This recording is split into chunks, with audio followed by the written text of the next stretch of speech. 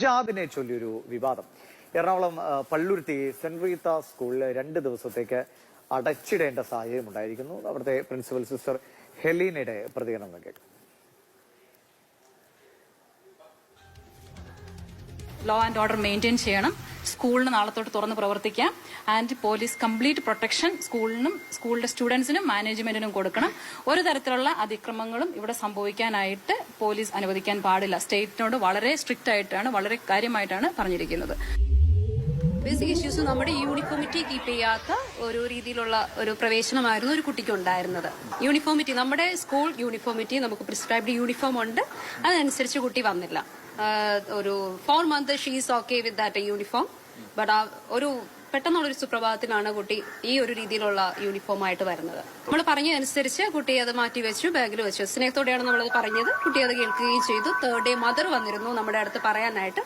നമ്മൾ പറഞ്ഞു, rules and regulations അനുസരിച്ചാണ് നിങ്ങൾ അഡ്മിഷൻ എടുത്തപ്പോൾ നമ്മളത് പറഞ്ഞിരുന്നു. So you have to keep it. Arun ശങ്കറുണ്ട് വിവരങ്ങളുമായി. അരുൺ, ഇപ്പോൾ അവരുടെ വാക്കുകളിൽ നിന്ന് വ്യക്തമാകുന്നത് ഇതുവരെ സാധാരണ നിലയിൽ അവിടുത്തെ യൂണിഫോം പാലിച്ചുകൊണ്ട് തന്നെ വന്നു. പെട്ടെന്നൊരു ദിവസമാണ് ഇങ്ങനെ ഒരു വസ്ത്രത്തിലുള്ള മാറ്റമെന്നാണ്. എന്താണ് സംഭവിച്ചത്? അതെ, പള്ളുരുത്തി സെന്റ് റീത്ത സ്കൂളിലാണ് ഈ സംഭവം ഉണ്ടായിരിക്കുന്നത്. ഇപ്പോൾ സ്കൂൾ 2 ദിവസത്തേക്ക് അടച്ചിട്ടിരിക്കുകയാണ് ഈ വിഷയത്തെ തുടർന്ന്. കാരണം ഒരു ക്രമസമാധാന പ്രശ്നമായി ഇത് മാറി എന്നുള്ളതാണ് സ്കൂൾ അധികൃതർ പറയുന്നത്. അതിനെ തുടർന്ന് ഇവർ ഹൈക്കോടതിയെ സമീപിച്ചു. അല്പം മുമ്പ് ഹൈക്കോടതി ഈ സ്കൂളിന് പോലീസ് സംരക്ഷണം നൽകാനായിട്ട് ഉത്തരവിട്ടു എന്നുള്ള കാര്യം അവർ പങ്കുവെക്കുന്നു. ഇപ്പോൾ സ്കൂൾ പ്രിൻസിപ്പൽ തന്നെ നമ്മളിപ്പോൾ ചേരുകയാണ്. ഇപ്പോൾ ഇതൊരു ക്രമസമാധാന പ്രശ്നമായി ഇവിടെ മാറി. ഈ കുട്ടി ഈ വർഷമാണ് ഇവിടെ അഡ്മിഷൻ എടുത്തതെന്ന് പറയുന്നു. തുടക്ക സമയത്ത് നിങ്ങളുടെ സ്കൂൾ യൂണിഫോം കോഡ് പാലിച്ചിരുന്നോ? ഈ പെട്ടെന്നാണോ ഇത്തരത്തിലൊരു മാറ്റത്തിലേക്ക് വന്നത്? തുടക്കം മുതലേ ഈ കുട്ടി നമ്മുടെ യൂണിഫോം കോഡ് തന്നെയാണ് പാലിച്ചിരുന്നത്. ഈ കഴിഞ്ഞ ഒക്ടോബർ 7 കുട്ടി വേറൊരു ഡ്രസ് കോഡിലെ വരുന്നത് തന്നെ. അപ്പോ 7-ാം തീയതി വന്നു. 7-ാം തീയതി വന്നപ്പോൾ അത് ഹാൻഡിൽ ചെയ്തു. എന്നാലും എനിവേ കുട്ടി പ്രോഗ്രാം കാണട്ടെ എന്ന് വിചാരിച്ച് നമ്മൾ അവിടെ തന്നെ ഇരുത്തി. പ്രോഗ്രാം ആയതുകൊണ്ട് ക്ലാസ് ടൈമിലാണെങ്കിലും മറ്റു കുട്ടികളുമായിട്ട് ഒരേ ഒരു യൂണിഫോമിറ്റിയിൽ അത് കാണില്ല. സോ നമ്മൾ 7-ാം തീയതി പാരന്റിനെ വിളിച്ചു. ആ സമയത്ത് നമുക്ക് മീറ്റ് ചെയ്യാൻ സാധിച്ചില്ല. കാരണം നമ്മുടെ ഇനാഗുറേഷൻ സമയമായിരുന്നു. അവിടെ അതിന്റെ ഇനാഗുറൽ സെറമണി നടക്കുന്ന സമയത്ത് പാരന്റിനെ വെയിറ്റ് ചെയ്യാൻ പറഞ്ഞു. പക്ഷെ അദ്ദേഹം മദറും ഫാദറും ഉണ്ടായിരുന്നു. അടുത്ത ദിവസം 8-ാം തീയതി കുട്ടി സമാനമായ വസ്ത്രം അണിഞ്ഞു വന്നു. ഉടനെ തന്നെ നമ്മൾ തലേന്ന് തന്നെ 7-ാം തീയതി നമ്മുടെ PTA ഇത് അറിയിച്ചു. PTA എക്സിക്യൂട്ടീവ് മെമ്പേഴ്സിനെ നമ്മൾ ഇത് അറിയിച്ചു. അവർ തീരുമാനം എടുത്തു.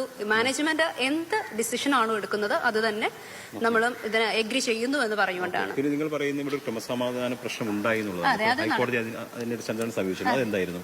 അത് 10-ാം തീയതിയാണ് നടക്കുന്നത്. 10-ാം തീയതിയും കുട്ടി ഇതുപോലെ തന്നെ ഈ ഒരു യൂണിഫോമിലാണ് വരുന്നത്. നമ്മൾ പാരന്റിനെ ഇതുപോലെ തന്നെയാണ് കുട്ടിയെ സേഫാക്കി കോൺഫറൻസ് റൂമിലാക്കിയിട്ട് with the presence of a teacher അവൾ അവിടെ ഇരിക്കുന്നു. പാരന്റിനെ വിളിക്കുന്നു. പാരന്റ് വന്ന് സംസാരിച്ചു. അദ്ദേഹം ബഹളം ഉണ്ടാക്കി, ഭയങ്കര ഒച്ചപ്പാടുണ്ടാക്കിയിട്ടാണ് വരുന്നത്. അത് കഴിഞ്ഞിട്ട് ഇദ്ദേഹത്തിന്റെ കൂടെ വരുന്നത് 2-3 പേര് കയറി വരുന്നുണ്ട്. അവരും വീഡിയോസ് ലൈവായിട്ട് കൊടുത്തുകൊണ്ടിരിക്കുക. ഇതിന്റെ ഒപ്പം തന്നെ കൂടുതലും പേര് അങ്ങനെ കയറി വരുന്നുണ്ട്. ഒരു മോർ ദാൻ 6 മെമ്പേഴ്സ് അവര് കയറി വരുന്നുണ്ട്. അവരും ഭയങ്കര ഒച്ചപ്പാടും ബഹളം ഉണ്ടാക്കുന്നുണ്ട്. നല്ല ഭാഷയിലല്ല അവർ സംസാരിക്കുന്നതെന്നും നമുക്ക് ക്ലിയർ ആണ്. അപ്പം ഭയം തോന്നുകയും നിങ്ങൾ കുട്ടികൾക്ക് ക്ലാസ് നടക്കുന്ന സമയമാണ്. ഞങ്ങളുടെ KG സെക്ഷൻ മൊത്തം വിൻഡോസ് എല്ലാം ക്ലോസ് ചെയ്യേണ്ടി വന്നു. ടീച്ചേഴ്സ് ഉൾപ്പെടെ കുട്ടികൾ ഉൾപ്പെടെ വരുന്ന 9:30 നമ്മുടെ പ്രീ KGയുടെ ടൈമാണ്. അവര് പാരന്റ് കുട്ടിയായിട്ട് വരുന്നു. അവർക്ക് നല്ലൊരു സമ്മർദ്ദം ഉണ്ടാക്കുന്ന രീതിയിലുള്ള പ്രശ്നങ്ങളാണ് അവിടെ ഉണ്ടാകുന്നത്. ഒരു കാര്യം ചോദിച്ചിട്ട്, ഇപ്പം ഈ മതസ്വാതന്ത്ര്യം അനുവദിക്കപ്പെട്ടിട്ടുള്ളതാണെന്നാണ് പറയുന്നത്. അപ്പോൾ ഈ യൂണിഫോമിൽ ഏതെങ്കിലും തരത്തിലുള്ള മാറ്റം വരുത്താൻ കഴിയുമോ എന്ന് പറയുമ്പോൾ മതവിശ്വാസമായിട്ടാണല്ലോ അവർ ചൂണ്ടിക്കാട്ടുന്നത്. ഞങ്ങളുടെ മതവിശ്വാസ അടിസ്ഥാനത്തിലാണ് ഈ വസ്ത്രം ധരിക്കുന്നത്. അപ്പോൾ അതിനെന്താണ് സ്കൂളിന്റെ ഭാഗത്തുനിന്നുള്ള ഒരു വിശദീകരണം? നമ്മൾ എന്തായാലും നമ്മുടെ റൂൾസ് ആൻഡ് റെഗുലേഷൻസ് അതനുസരിച്ചുള്ള ഒരു രീതിയായിരിക്കും ഇനിയും അങ്ങോട്ട് നമ്മൾ സ്വീകരിക്കുന്നത്. സോ നമ്മൾ എന്ത് പറയുന്നു ഇതിൽ തന്നെ കുട്ടികൾ യൂണിഫോമിറ്റി കീപ്പ് ചെയ്യാൻ വേണ്ടിയിട്ട് അവിടെ മതേതരത്വമാണ്, സ്വാതന്ത്ര്യമുണ്ട്. അപ്പോൾ ഒരാൾക്ക് ഇങ്ങനെ വരാം, മറ്റൊരാൾക്ക് ഇങ്ങനെ വരാം എന്ന് പറയുമ്പോൾ അതിൽ തമ്മിലൊരു ഡിഫറൻസ് ആണ് കാണിക്കുന്നത്. സോ ലെറ്റ് ദം കം, ഒരു യൂണിഫോമിറ്റിയിൽ അവർ വന്നോട്ടെ. ഇന്ന് AEയോട് വന്ന് സംസാരിച്ചു. സർക്കാർ ഈ വിഷയത്തിൽ ഇടപെട്ടിട്ടുണ്ടല്ലേ?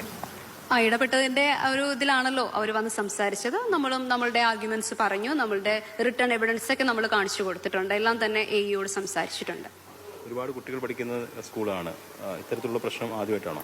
ഇത് ഫസ്റ്റ് ടൈമാണ് ഇങ്ങനെ ഒരു പ്രശ്നം നമ്മൾ ഫേസ് ചെയ്യുന്നത്. വിഭാഗത്തിൽപ്പെട്ട ഒരുപാട് കുട്ടികൾ ഇവിടെ ഒത്തിരി പഠിക്കുന്നുണ്ട്. ഈ വിഭാഗത്തിൽപ്പെട്ട ഒത്തിരി കുട്ടികൾ നമ്മുടെ സ്കൂളിൽ പഠിക്കുന്നുണ്ട്. ആദ്യമായിട്ടാണ് ഇങ്ങനെ ഒരു പ്രശ്നം അതെ ഉണ്ടാകുന്നത്. അതെ അതെ മറ്റുള്ളവർ സമാന ആവശ്യമായിട്ട് വന്നിട്ടുണ്ടോ? ഇല്ല, ഒരിക്കലും വന്നിട്ടില്ല. അവർക്കൊരു സമ്മർദ്ദം ഫീൽ ചെയ്യുന്നുണ്ട്, ഇതിങ്ങനെ ഇട്ടിട്ട് വരണമെന്ന് മറ്റുള്ളവരെ കമ്പൽ ചെയ്യുന്നുണ്ട് എന്നുള്ള രീതിയിൽ പാരന്റും കുട്ടികളും സഫർ ചെയ്യുന്നുണ്ട് അവരുടെ സമുദായത്തിൽപ്പെട്ട. ഈ പ്രശ്നം ഇപ്പോൾ കുട്ടിയുടെ അച്ഛനുമായിട്ട് സംസാരിച്ചെന്നാണ് അറിയുന്നത്. ഒക്കെ വന്നിട്ട് പ്രശ്ന പരിഹാരത്തിലേക്ക് പോകുന്നുണ്ടോ? ഞങ്ങൾ ഒരുമിച്ചിരുന്ന് സംസാരിച്ചില്ല. ഒറ്റക്കാണ് ഓരോരുത്തരെയും വിളിച്ച് സംസാരിച്ചു വിട്ടിരിക്കുന്നത്. നമുക്കറിയില്ല അവരുടെ എന്താണ്, അവരെന്ത് പറഞ്ഞിട്ടുണ്ട് എന്നുള്ളത് നമുക്കറിയില്ല.